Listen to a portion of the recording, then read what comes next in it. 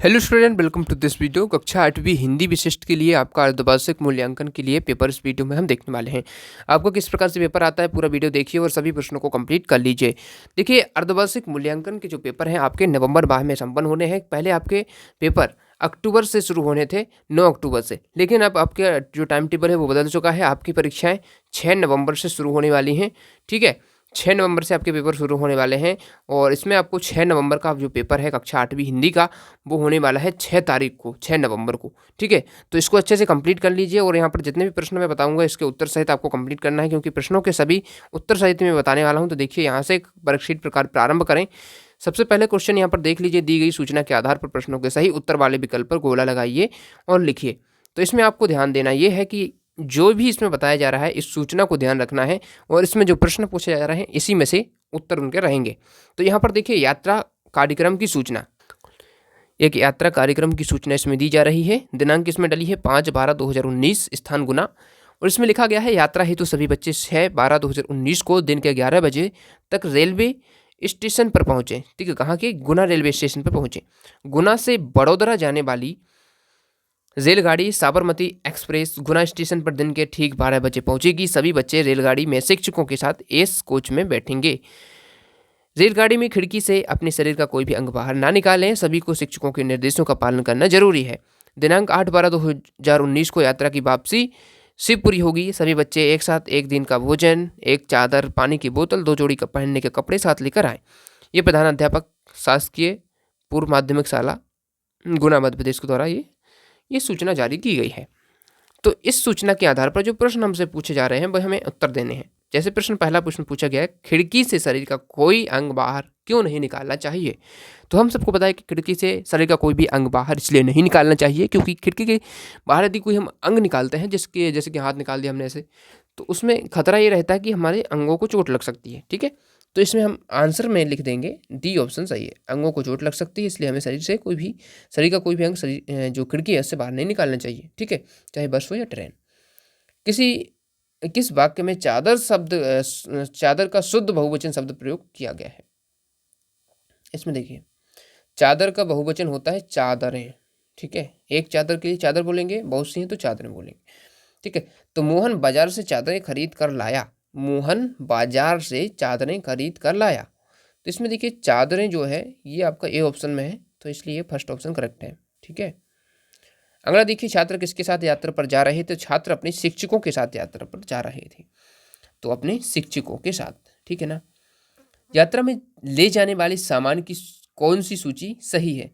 तो इसमें हमने पढ़ा था कि एक दिन का खाना ले जाना है, कपड़े ले जाना है, पानी की बोतल ले जाना है। ठीक है, तो चादर, कपड़े, पानी की बोतल, ये सही इसमें उत्तर है। ठीक है, अब पोस्टर देखकर प्रश्नों के उत्तर सही विकल्प पर गोला लगाइए। तो इसमें देखिए, विश्व पर्यावरण दिवस के ऊपर ये पोस्टर बना है।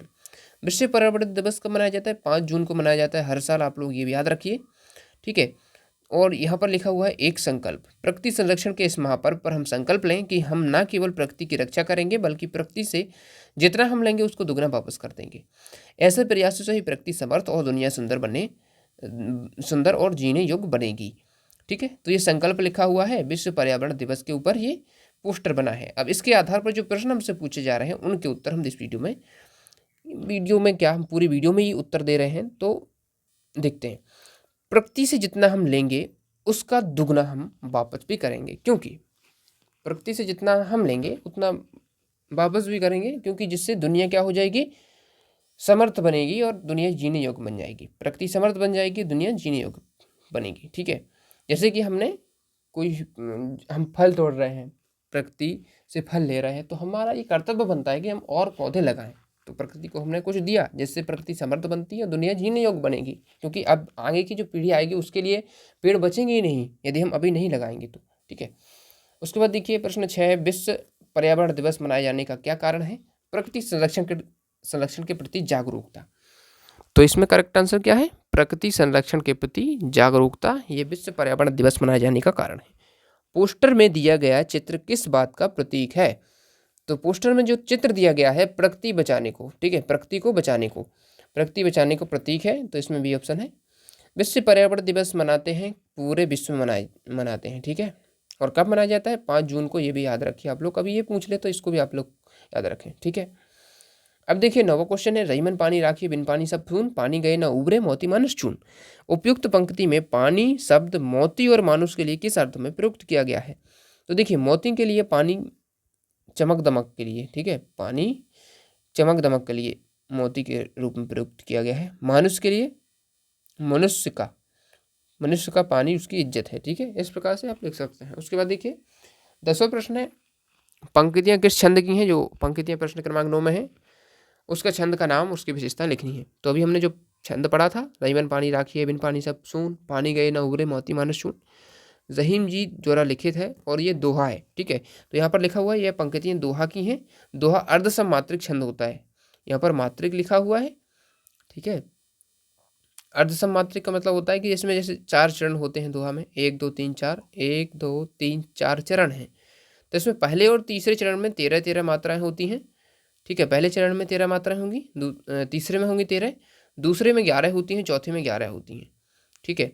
तो यहाँ पर आधा सममात्रिक है, ठीक है। सममात्रिक मतलब कि एक से ही मात्राएं जिसमें होती हैं, तो पहले और तीसरे में है, और लेकिन दूसरे और चौथे में अलग, मतलब आधी सम है, मतलब इस पूरे में यदि सभी सम होती हैं, मतलब 13-13 होती हैं सब जगह, तो हम बोलते हैं कि सममात्रिक छंद है, ठीक है।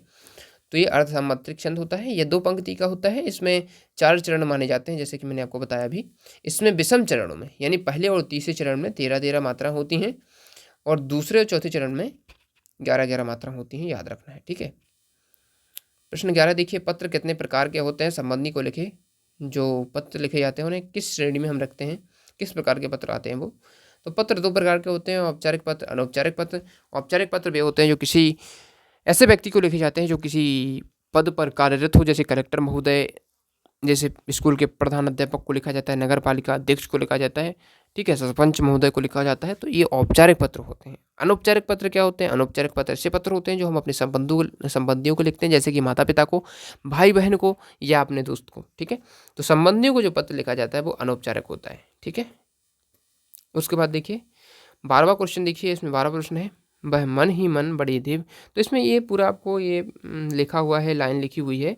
इसमें क्या करना है, इस अनुच्छेद में उचित स्थान पर उचित विराम चिन्ह लगाकर पुनः लिखना है। तो पहले हम पूरे को लिख देंगे, फिर इसमें विराम चिन्ह लगाना है। देखिए जैसे कि यहाँ पर देख सकते हैं, वह मन ही मन बड़े देव को मनाने लगी, ठीक है, मनाने लगी है। तो यहाँ पर पूरे स्टॉप लगा दिया, बड़े देव। उसके बाद देखिए यहाँ पर विस्मय आदि बोधक लगा है, मेरे बाबा को बचा लेना, ठीक है, इसमें फिर हमने पूरा स्टॉप लगा लिया।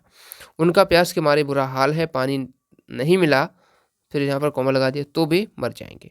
तो इस प्रकार से ये आप लगा सकते हैं।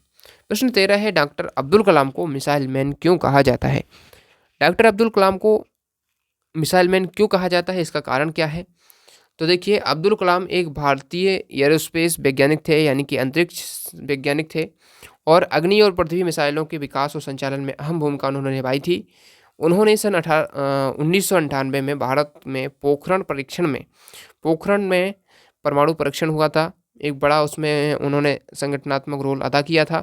यही कारण है कि उन्हें मिसाइल मैन कहा जाता है, ठीक है। उन्होंने अग्नि और पृथ्वी जो मिसाइल थी उसके विकास संचालन में अहम भूमिका निभाई थी, और मिसाइल के निर्माण में उन्होंने अहम भूमिका निभाई, इसलिए ही उन्हें मिसाइल मैन के नाम से जाना जाता है, ठीक है।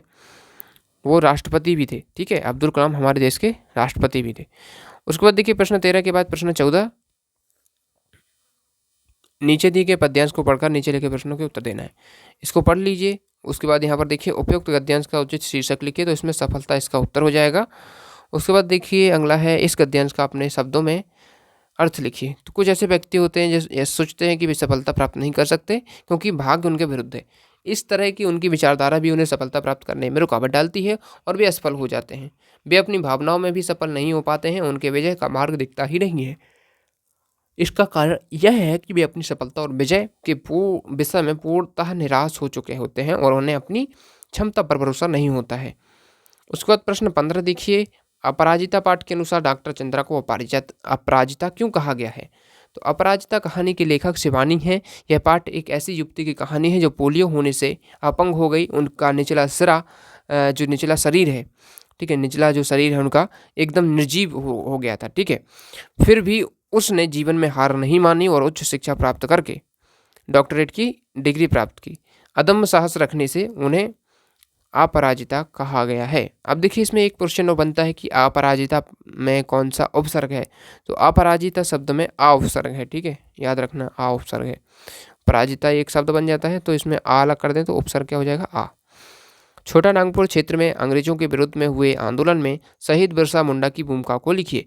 तो मुंडा एक जनजातीय समूह था जो छोटा नागपुर के जो पठार थे, झारखंड के निवासी थे। बिरसा जी को 1900 में आदिवासी लोगों को संगठित देखकर अंग्रेजों ने गिरफ्तार कर लिया था और उन्हें 2 साल की सजा दे दी थी।